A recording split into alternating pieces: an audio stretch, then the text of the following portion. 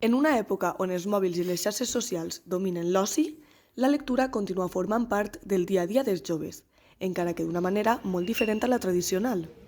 Quin és l'hàbit lector dels joves? Normalment sol llegir un llibre o dos al mes perquè em considero una persona bastant lectora.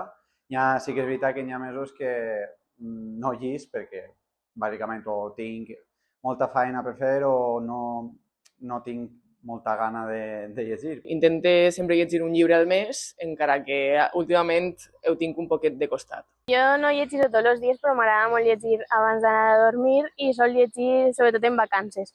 No llegeixo tots els dies, això sí, però intento llegir una vegada a la setmana, més o menys. Sí, sol llegir habitualment. M'agrada llegir quan tinc temps, que ara en exàmens no podré llegir molt, però sí que sol llegir a lo millor un llibre al mes o algo així. Els gèneres preferits són molt variats, però destaquen sobretot la fantasia, el romanç juvenil, el misteri i últimament les novel·les de creixement personal. M'agrada molt el gènere romàntic, em considero una persona molt romàntica, encara que també m'agrada el suspense i el misteri, són llibres que també m'atrauen molt.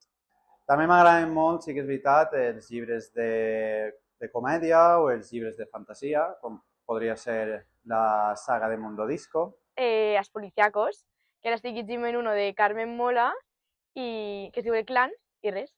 És els més entretinguts que trobe. Sol llegir més novel·les romàntiques i un dels meus llibres preferits és Ingobernable de Rebecca Stone. Fomentar la lectura entre els joves no és obligar-los a llegir el de sempre, sinó connectar amb els seus interessos, explorar nous formats i, sobretot, donar-los espai perquè descobrisquen el plaer de llegir al seu ritme.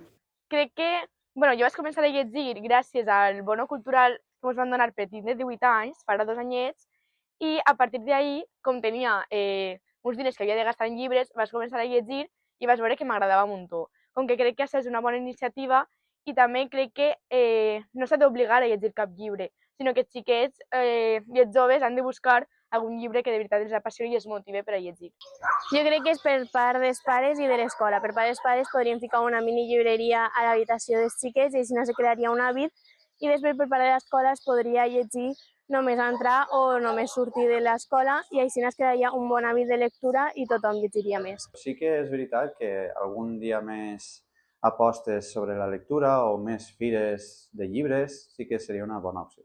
Pense que és un poc complicat perquè existeixen les apps i estan un poc acaparant el mercat, però pense que poden servir per a divulgar continguts sobre els llibres i fer que augmente una miqueta més l'atenció dels joves sobre aquesta afició tan bonica.